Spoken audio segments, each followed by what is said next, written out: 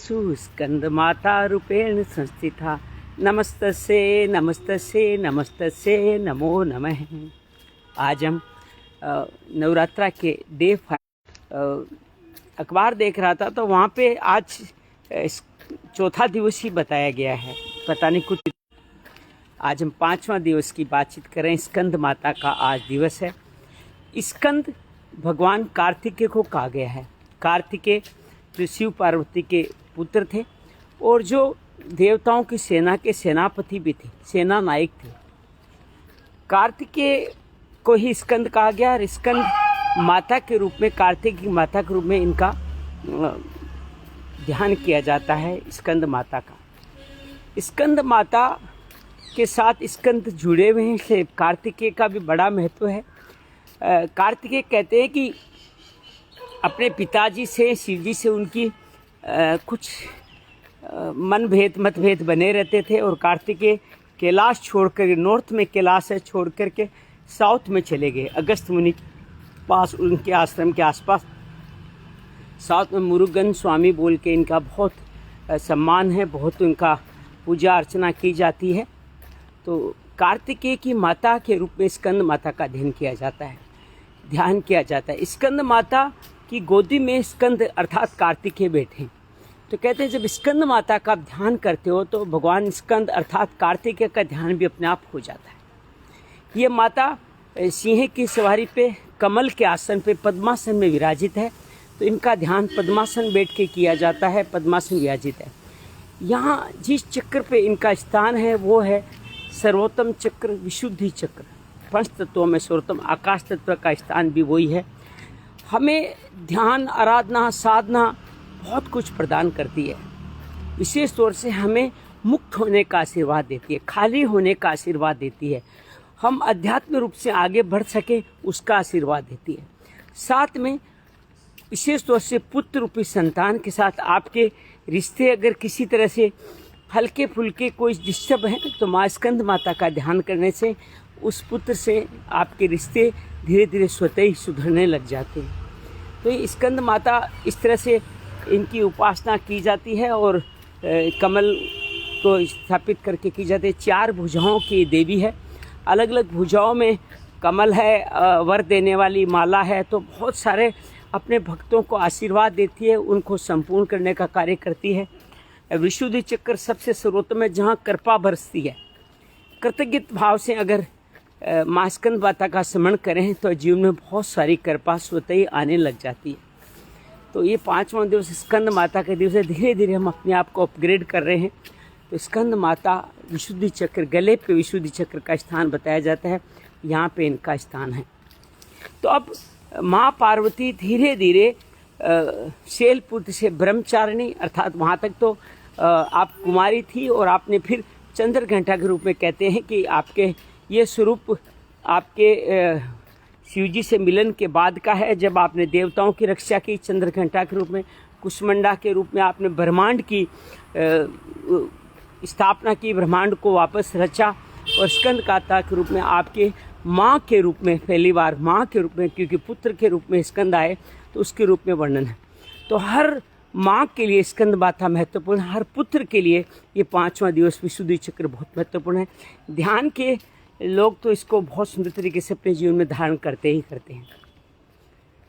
ये था स्कंद माता का। साथियों, आप सबके प्रेम, प्यार और स्वामी त्र्यंबकेश्वर जी महाराज की असीम आशीर्वाद कृपा से हम कल से बड़े दिनों से संकल्प था श्रीमद् देवी भागवत के बारे में और गहन अध्ययन किया जाए और बातचीत की जाए। यूँ तो मैं अकेला भी बैठ के पढ़ चुका हूँ, पढ़ सकता हूँ, पढ़ता रहता हूँ। विश्वास कीजिए ईश्वर ने कुछ ऐसा जीवन में दिया है कि मैं आप सब लोगों के साथ बैठ के पढ़ूँ, साथ पढ़ करके उनको पढ़ूँ तो बात गहराई तक जाती है। और ऐसा लगता है कि एक आदेश मिला है कि ये कार्य करो, उसके लिए मेहनत भी होती है। व्यवसाय का समय है, सीजन का समय है और दुकान में बैठे बैठे भी मैं ये श्रीमद् देवी भागवत पढ़ता हूँ, उनके नोट्स बनाता हूँ, उसको नोट करता हूँ। रात को भी अचानक कभी नींद खुल जाती है तो तुरंत श्रीमद् भागवत ही पढ़ने का मन करता है। आज जब 3:30 बजे से 4 बजे तक मैं ध्यान किया तो ध्यान के बाद आदेश हुआ कि बच्चा आज श्रीमद् भागवत जो आज पढ़ना है वो आप पूरा कर लो। तो 1 घंटे तक मैंने श्रीमद् देवी भागवत पढ़ा और मैं तीसरे स्कंद तक इसको दोबारा ढंग से पढ़ चुका हूँ, नोट्स बना के पढ़ चुका हूँ। कल हमने प्रथम स्कंद के बारे में बात की, आज हम दूसरे और तीसरे स्कंद के बारे में बात करेंगे।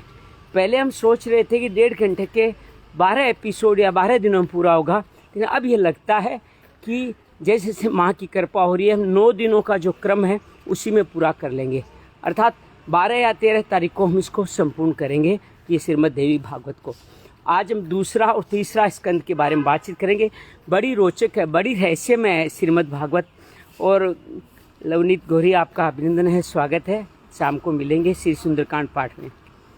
तो बहुत अद्भुत तरीके से श्रीमद् देवी भागवत में बहुत रहस्यपूर्ण बातें कही गई है।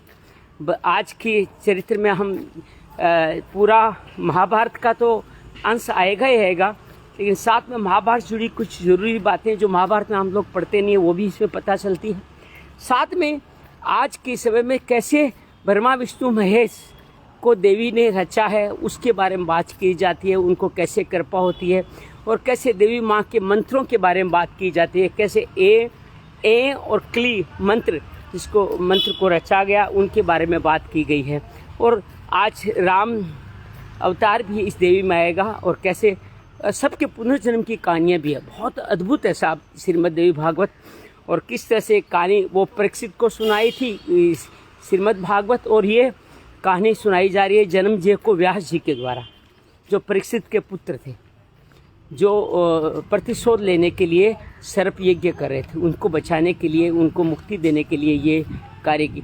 तो बहुत अद्भुत है साहब, पढ़ करके ऐसा रोमांच आता है कि कोई भी तरह की कहानी, कोई तरह की बात कुछ कर ही नहीं सकती। और साथ में ऐसी श्रद्धा जगती है कि माँ भगवती सामने बैठ के कुछ काम करवा रही है, कुछ कर रही है। तो बहुत अद्भुत आनंद आ रहा है। मैं बहुत सौभाग्यशाली हूँ कि आप सब प्रेमियों का बहुत सारा स्नेह मिल रहा है, जिस कारण से मैं ये श्रीमद् देवी भागवत में बातचीत करने का साहस कर पा रहा हूँ। इसके लिए मातृशक्ति मेरी माँ को, नानी को और सभी मातृशक्तियों को नमन करता हूँ, जिनके आशीर्वाद से कार्य संपन्न सहजता से होने जा रहा है। आज उपवास का भी 5वां दिवस है। अब शरीर सेटल होते जा रहा है, धीरे धीरे कुछ मात्राएं और कम करते जा रहे हैं खाने की। आज कोशिश करेंगे शाम को कोई तरह का ड्राई फ्रूट वगैरह भी नहीं लें, खाली फलाहार ही दुग्धार रहें, और फिर धीरे धीरे दूध को भी आउट करते हुए फलाहार पे जाएंगे। और 9वें दिन भाव है कि निर्जला करें, 10वें दिन फिर फलाहार करेंगे, और संडे को दिन 11वें दिन व्रत खोलेंगे। फिर अगले दिन फिर एकादशी है, एकादशी के दिन फिर हम व्रत उपवास होगा। तो उपवास के दौरान आपका शरीर ही इस विकारों से आपको मुक्त नहीं करता, बल्कि मन भी मानसिक विकारों से मुक्त होता है, और मन मानसिक विकार से मुक्त होकर के माँ देवी की कृपा होती है। नवरात्रों का भी आज हम श्रीमद् देवी भागवत में वर्णन करेंगे। मैं लिंक आपके मेरे फेसबुक पेज भेज रहा है। आप लाइव जुड़ना चाहें तो लाइव जुड़िएगा, और आप बाद में रिकॉर्डिंग देखना चाहें तो मेरी रिकॉर्डिंग तो होगी, उनको भी आप देख लीजिएगा। तो आज के इस तीसरे स्कंद में नवरात्रों के बारे में बात भी आएगी, कैसे नवरात्रा मनाई जानी चाहिए, नवरात्रों के विधि विधान क्या होना चाहिए, उस पर भी सारी आज बातचीत करेंगे। तो मिलते रहेगा, इससे जुड़ते रहें, आप साथ चलते रहें तो काम आसान हो जाता है। जीवन में कोई राह ही चलता है, साथ देने वाला कोई साथी हो तो राह आसान हो जाती है। मेरे जीवन की जो भी राह ईश्वर ने चुनी है, मुझे नहीं पता उन्होंने क्या चुना है, लेकिन मुझे ये विश्वास है कि आप सब लोगों का साथ उसके अंदर बना रहा है, साथ बना रहता है, जैसे राह आसान हो जाती है। तो मुझे जब भगवान कृष्ण गीता में कहते हैं सब में ईश्वर देख सकते हो क्या, तभी आप कुछ आगे बढ़ते हो। मुझे लगता है कि आप सबके अंदर का ईश्वर ही मुझे साथ दे रहा है, मुझे आगे बढ़ाने का कार्य कर रहा है।